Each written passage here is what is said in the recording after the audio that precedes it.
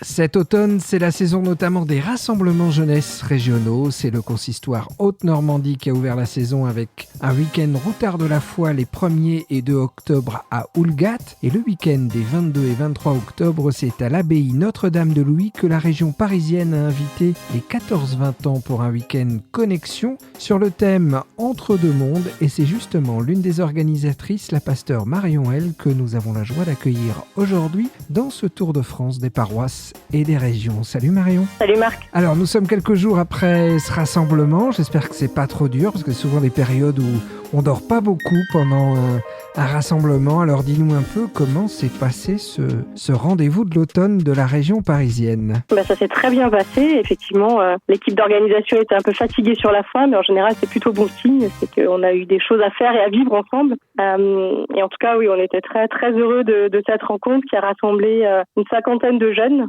de diverses paroisses de la région parisienne, ainsi que leurs accompagnateurs et puis quelques bénévoles qui se sont joints à nous pour le week-end pour assurer les différents temps d'animation. Voilà, un très bon moment. J'espère que les jeunes l'ont vécu de la même manière aussi. Alors c'est finalement le premier rassemblement de la région après je dirais la période Covid qui a été quand même un moment assez complexe. Il y a un avant et un après pour les rassemblements, évidemment. C'est un peu plus compliqué de se réunir, mais les jeunes étaient, je crois, quand même contents de se retrouver ainsi. Et puis, je dirais à nouveau un petit nombre. Oui, alors c'était pas le premier, puisque l'an dernier, il y a déjà eu un week-end connexion à la même période, à l'automne, qui était au fait le report de celui prévu l'année d'avant, qui effectivement n'avait pas pu avoir lieu.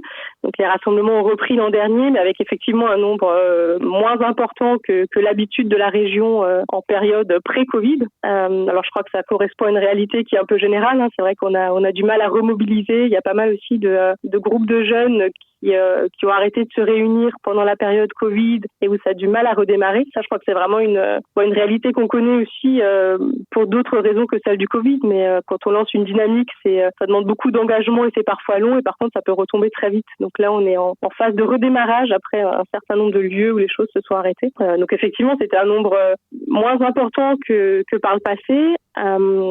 Avec des inscriptions vraiment de dernière minute. Il y a 3 semaines, un mois, on n'avait aucun inscrit. On commençait à se demander si on maintenait le rassemblement ou pas.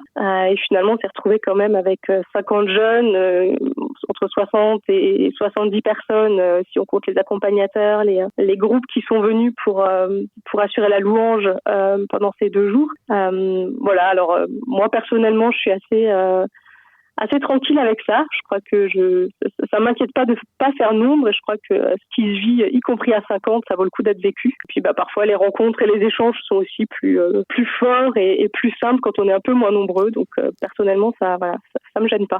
Alors évidemment, c'est comme pour tout, c'est la qualité de la rencontre qui est important, ce qui s'y vit. Alors justement, comment se passe un tel rassemblement et puis avec un thème, comment vous avez décliné ce thème, si tu peux nous rappeler et nous dire un peu comment se sont passés ces 2 petits jours. Oui, alors le thème, c'est, comme tu l'as rappelé tout à l'heure, Entre deux mondes. C'est un thème qui a été choisi par le service jeunesse, donc qui est à l'origine de l'organisation de ce rassemblement. Et quand on a discuté, réfléchi à quel thème prendre pour cette année, très vite s'est posé cette question du rapport au monde, de l'engagement dans le monde, dans le constat aussi qu'on est dans un monde qui change beaucoup, notamment suite à la pandémie, mais pas que. Et donc on est parti sur ce thème-là.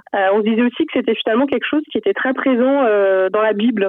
Il y a beaucoup de temps d'entre deux mondes et je dirais même finalement que l'appel de Dieu nous invite souvent à quitter un monde pour aller vers un autre monde. On pense au récit d'Abraham qui est appelé à quitter son monde. On pense ensuite au thème de l'Exode, à Moïse qui emmène le peuple pour sortir d'Égypte et pour le conduire vers la terre promise. Le temps de l'exil aussi a été un entre-deux mondes. Et puis si on regarde dans le Nouveau Testament, les disciples qui sont appelés à quitter leur monde pour se mettre à la suite de Jésus. Donc voilà, ce thème, il nous parlait à la fois de la réalité de ce qu'on vit et puis faisait écho avec pas mal de passages bibliques. Et on a beaucoup réfléchi, beaucoup échangé en amont sur ce thème-là et finalement on a décidé dans le déroulement du week-end de se concentrer sur le constat qu'aujourd'hui on a l'impression d'être là-dedans, c'est-à-dire qu'on a l'impression de quitter un monde qui tient plus vraiment debout.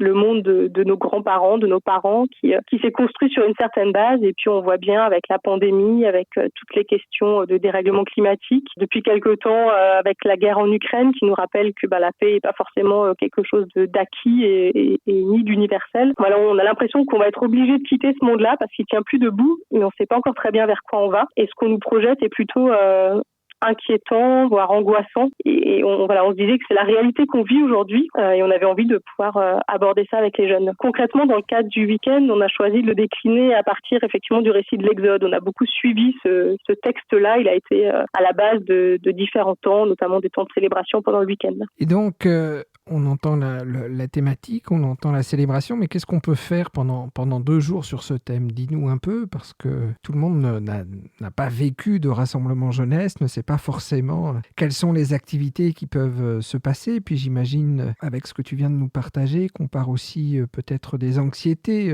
des jeunes pour les laisser s'exprimer au maximum aussi et aller en résonance sur les textes. Alors le déroulement du week-end, concrètement, on s'est retrouvé samedi après-midi pour un temps de lancement. On a fait ensuite un grand jeu qui a été préparé par une équipe de jeunes autour de ce récit de l'Exode, donc avec différentes étapes aussi pour apprendre à se connaître, puisque les jeunes qui venaient ne se connaissaient pas forcément tous. Ils venaient avec leur petit groupe de jeunes ou bien parfois seuls de leur paroisse. Donc c'était plus de lancer cette dynamique-là en rentrant déjà un petit peu dans ce récit, mais plus à travers le jeu. Le samedi soir, on a eu un temps de louange et de témoignage. C'est un des axes forts en règle générale de ce week-end connexion. C'est la louange qui est souvent accompagnée aussi par des groupes d'églises et puis cette année aussi de la MIJ, d'autres années aussi d'ailleurs, de la MIJ qui viennent nous accompagner dans la louange. Parmi les témoignages, on a vraiment eu des expressions très différentes de ce que ça peut vouloir dire entre deux mondes pour les personnes qu'on a interrogées sur ce thème-là, avec aussi des exemples d'engagement possibles. On a continué le dimanche matin par un long temps d'animation biblique où on a invité vraiment les jeunes par petits groupes à rencontrer un texte, en l'occurrence la parabole de la graine de moutarde et du levain dans l'évangile selon Matthieu. Et on a passé 1h30 sur ces quelques versets. Au début, on se disait zut, qu'est-ce qu'on va bien pouvoir se dire pendant 1h30 sur un tout petit texte comme ça. Et puis l'échange a été dans les différents groupes vraiment très riche et les jeunes ont pu partager leur manière d'entendre et d'aller à la rencontre de ce texte-là. Et le dimanche après-midi, on a vécu un culte interactif où il y avait aussi des possibilités, encore une fois, de s'exprimer, notamment sur toujours à partir du récit de l'Exode, sur qui empêche les jeunes d'avancer à partir de cet épisode où le peuple de Dieu dans le désert regrette les marmites de viande en Égypte. Donc on a échangé sur qu'est-ce qui nous empêche, qu'est-ce qui nous retient, qu'est-ce qui rend difficile de passer à autre chose. Et de l'autre côté, sur ce pot de miel qui nous attend en terre promise, et, qu'est-ce qui nous fait avancer, qu'est-ce qui nous fait rêver. Et il y a eu des choses partagées à l'écrit, c'était par le biais d'un mur d'expression, mais qui quelque part nous ont montré que ce thème rejoint effectivement les jeunes qui étaient là. Alors, évidemment, on peut imaginer tous les bénéfices que les jeunes participants peuvent avoir après un tel rassemblement, parce qu'on fait un beau chemin et on revient fortifié finalement à la fois par le sujet, à la fois par les rencontres, à la fois pour une dynamique d'un groupe. Alors comment une paroisse peut effectivement utiliser comme outil, si j'ose dire, ce rendez-vous annuel et puis, si j'ose dire, ne pas en rester là? C'est toujours la question. Il y a un avant où on mobilise les jeunes, où on essaye d'en avoir quelques-uns qui y vont, à qui on relaie l'information, ils y vont, ils y vivent quelque chose de fort. Est-ce qu'on peut espérer organiser des choses après pour avoir aussi des retours, entendre leurs témoignages? Alors, je crois que pour certaines paroisses, c'était vraiment l'occasion d'un lancement d'année, puisque c'est un rassemblement qui, comme dans beaucoup de régions, se fait là à l'automne. Et donc, les groupes se retrouvent. Pour certains, se constituent avec de nouvelles personnes qui les rejoignent. Et donc, pour certaines, c'est vraiment prendre un temps long pour vivre quelque chose de fort ensemble, qui après va pouvoir aussi nourrir une dynamique de groupe au niveau local. Je crois qu'il y a la possibilité de s'appuyer sur ce qui a été vécu pour continuer la réflexion sur ce thème, qu'on n'a pas du tout épuisé. Et ça, je pense qu'on a les témoignages qui nous ont été apportés. On avait proposé aussi un parcours spirituel à vivre de manière individuelle, personnelle, pour ceux qui le souhaitent et qui peut tout à fait être à disposition alors des églises qui étaient là, mais aussi de celles qui n'étaient pas là et qui auraient envie d'aborder quand même ce thème-là. Donc ça, c'est des outils, on va dire, concrets qui peuvent aussi venir permettre de poursuivre cette réflexion dans le cadre des rencontres dans les paroisses. Et puis à côté de ça, les jeunes se sont déjà organisés eux-mêmes. Pour un certain nombre de choses, ils n'ont pas besoin de nous, organisateurs, donc ils se sont créés un groupe WhatsApp pour rester en contact. Ils se sont créés un autre lieu d'échange entre musiciens de différentes églises pour pouvoir se retrouver, organiser des jam sessions, d'autres rencontres pour continuer à jouer ensemble et poursuivre la louange. Donc ça, je crois qu'il y a tout un tas de choses qui se mettent en place. Ce qui est parfois difficile, c'est que c'est des rendez-vous qui passent sous les radars des organisateurs de rassemblements et des animateurs de groupes de jeunes. Mais je crois qu'on peut aussi faire confiance aux jeunes eux-mêmes pour continuer à rester en contact s'ils ont envie de rester en contact et pour continuer à vivre des choses aussi ensemble. Alors en quoi c'est important qu'une région impulse un tel rendez-vous ? Alors pour moi, ça permet de se retrouver pour un temps fort. Je crois qu'il y a toujours un équilibre à trouver entre les rendez-vous réguliers au sein des églises locales ou dans la région, il y a aussi des églises locales qui travaillent ensemble pour proposer un groupe de jeunes entre 2-3 églises. Mais c'est des temps forts qui ne viennent pas remplacer ces rendez-vous réguliers, mais qui permettent peut-être de les vivifier pour les lieux où il existe des groupes, des propositions régulières. Une des choses qu'on entend souvent, c'est que les groupes de jeunes de la région sont, alors sauf exception, mais sont assez peu nombreux et que c'est difficile d'avoir une dynamique avec un petit groupe. Et donc je crois que ces rassemblements, tout comme le Grand Kiff au niveau national, permettent à un moment donné de se retrouver avec d'autres. C'est important de temps en temps de pouvoir vivre des choses aussi avec d'autres et en nombre. Donc ça c'est la première chose. Et puis autre chose, mais qui pour moi est aussi encore de l'ordre de la question, d'interrogation, c'est de se dire comment est-ce que ces lieux peuvent aussi être des lieux pour ceux qui n'ont pas de rendez-vous proposés régulièrement, puisqu'il y a aussi pas mal d'églises locales où finalement il n'y a pas de groupe de jeunes.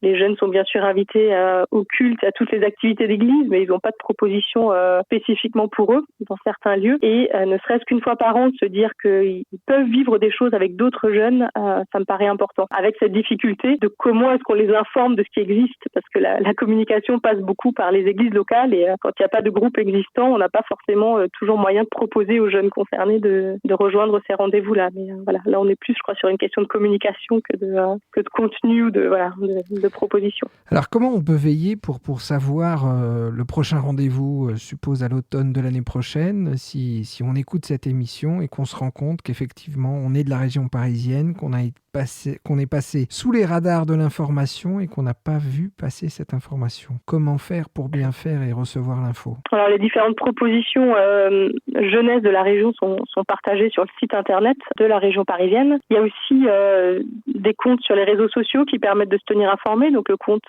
du Grand Kiff, qui est un compte national mais qui relaye aussi et qui a relayé largement l'invitation Week-end Connexion. Le compte de la MIJ, qui est la mission jeunesse de l'inspection luthérienne de Paris, mais avec laquelle la région réformée travaille aussi. Le service jeunesse de la région réformée parisienne n'a pas ou pas encore de compte propre sur les réseaux sociaux, mais en tout cas, il y en a d'autres qui relayent cette information. Et puis, pour les animateurs jeunesse, les responsables de groupes de jeunes, je vous invite aussi à me transmettre vos coordonnées, parce qu'on essaye de tenir à jour un fichier des animateurs de groupes de jeunes pour leur faire passer aussi les informations de manière régulière par mail, via la newsletter régionale.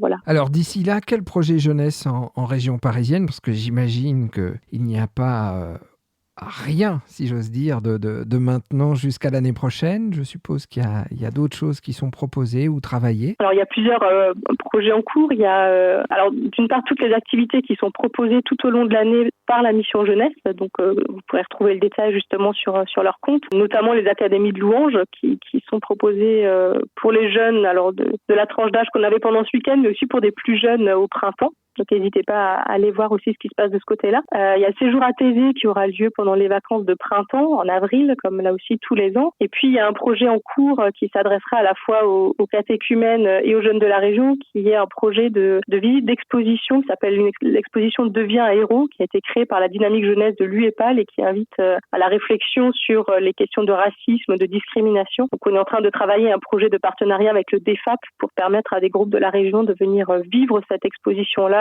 entre janvier et février de l'année prochaine. Donc, toutes ces infos, encore une fois, seront mises à disposition sur les sites et sur les réseaux sociaux et à travers la communication aux églises directement. Et puis, il y a aussi, mais ça, j'ai pas forcément là toutes les infos, mais il y a régulièrement des propositions d'églises locales, mais qui sont ouvertes plus largement. L'année dernière, la paroisse de Saint-Quentin, par exemple, a organisé un week-end fraternité auquel elle a invité toutes les églises locales à participer. Donc, là aussi, c'est pas toujours la région qui organise, mais elle peut se faire relais de l'information de ce qui se vit par ailleurs. Voilà, donc on entend qu'il y a des propositions pour les jeunes. À noter que cette semaine, d'ailleurs, la région Provence-Alpes-Côte Corse-Côte d'Azur organise également du 24 au 26 octobre son traditionnel synode régional des jeunes. Comme tu l'as dit, en région parisienne, c'est la MIJI, Mission Jeunesse, et la région Inspection luthérienne de Paris qui organise à la fin des vacances sa traditionnelle ACA, Académie de louanges. Alors celle de l'automne, c'est pour les 18-30 ans. Et on a également les 14-18 ans de la région Cévennes-Languedoc-Roussillon qui auront pour leur part un week-end synodal pour les 14, donc 18 ans à Uzès